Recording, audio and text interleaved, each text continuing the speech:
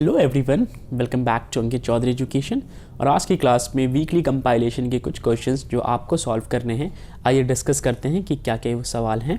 तो पहला क्वेश्चन देखिए, इसमें पूछा है in a single slit experiment how is the angular width of central bright fringe maximum change when, जब आप स्लिट को इंक्रीज़ कर देते हो, जब डिस्टेंस जो है स्लिट के बीच का, स्लिट और स्क्रीन के बीच का, वो इंक्रीज़ कर जाता है, और जब लाइट आप छोटे वेवलेंथ का इस्तेमाल करते हो।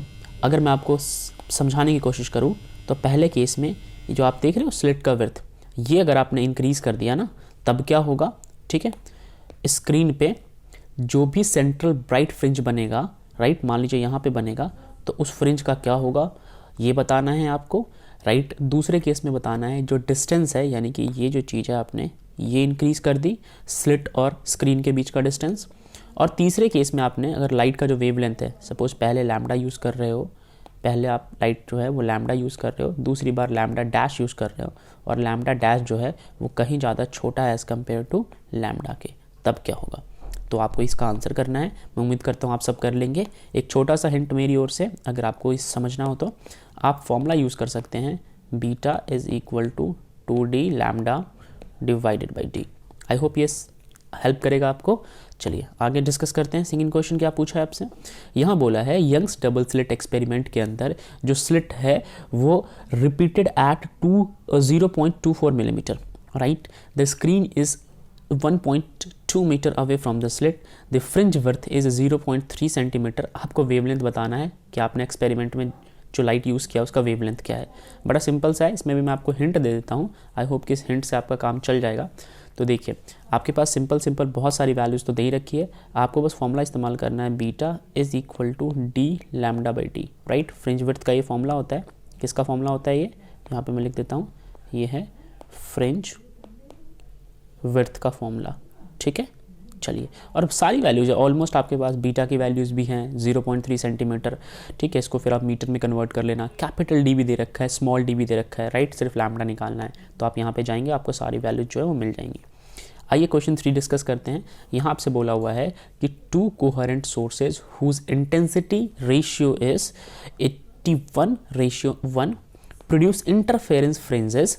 आपको रेशियो ऑफ इंटेंसिटी जो है वो कैलकुलेट करके देना है मैक्सिमम और मिनिमम इंटरफेरेंस पैटर्न के ऊपर, राइट। तो यार इसमें भी अगर आपको मैं हिंट दूँ ना, तो ये बड़ा सिंपल ही है वैसे तो चलिए एक बार हिंट देख लेते हैं क्या होने वाला है।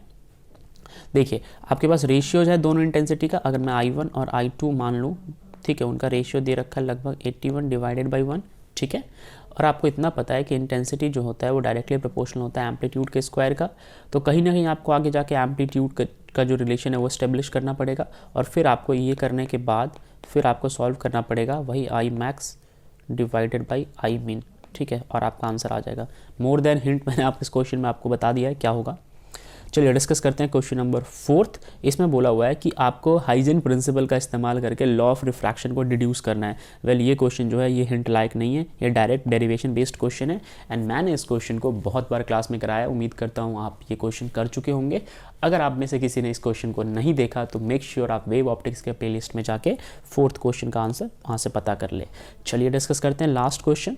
लास्ट क्वेश्चन में पूछा हुआ है कि एक यंग्स डबल स्लिट एक्सपेरिमेंट के अंदर आपने जो लाइट इस्तेमाल किया उसका वेवलेंथ जो है वो है लगभग 400 नैनोमीटर, और interference fringes of width to 600 nanometre and the separation between the slit is half. If one want the observed fringes width on the screen to be same in two cases, find the ratio of distance between the screen and plane of interfering। देखो एक ही experiment उसको 2 condition से किया गया है, ठीक है। तो आपको यहाँ पे जो स्क्रीन और उसका गैप होता है, मान लो आपको मैं समझाता हूँ, स्लिट और स्क्रीन का जो गैप होता है, मान लीजिए ये स्लिट है, ठीक है, और यहाँ पे मैं स्क्रीन बनाता हूँ आपके लिए। चलिए ये जो स्क्रीन दिख रहा है आपको, तो क्या किया गया, पहले केस में इसको इस डी की वैल्यू कुछ और रखी है और दूसरे केस में अलग रखी है। आपको रेशियो बताना है, ठीक है। पहले केस में लेट सपोज मान लेते हैं यहाँ पे कि डी जो है वो ये होगा। दूसरे केस में भी बढ़ा दिया या घटा दिया तो आपको ना D1 और D2 का रेशियो निकाल के देना है एक तरीके से। तो ये था इस क्वेश्चन का हिंट। अब एक MCQ क्वेश्चन मेरी ओर से आप सबके लिए, यहाँ पे कोई हिंट नहीं होगा, मैं क्वेश्चन पढ़ देता हूँ। एक मोनोक्रोमेटिक लाइट जो है उसका वेवलेंथ है 6000 एंगस्ट्रॉम, वो आपको एक स्टार की ओर से आ रहा है, ठीक है। और आपको बताना है कि what is the limit of resolution of telescope whose objective has a diameter of 100 inch, right. तो इसका आंसर आप कीजिए, आप ऑब्जेक्टिव लेंस का फॉर्मूला इस्तेमाल करके, कंपाउंड माइक्रोस्कोप या फिर टेलीस्कोप के अंदर कोई भी फॉर्मूला हो सकता है, वैली आपके लिए है। आप इसका फॉर्मूला इस्तेमाल कीजिए और आप इस आंसर को सॉल्व कीजिए। यस, मैं इस आंसर को डिस्कस करूंगा नेक्स्ट क्लास में, जहाँ पे MCQ बेस्ड क्वेश्चन जो है वो डेली प्रैक्टिस प्रॉब्लम में आपसे डिस्कस किए जाएंगे। तो उम्मीद करता हूँ आपको ये सेशन पसंद आएगा। अगर आपको सेशन पसंद आया है तो make sure you like this video and try to answer each and every question in comment box so that other student can get benefited from it. So, अब तक बाय।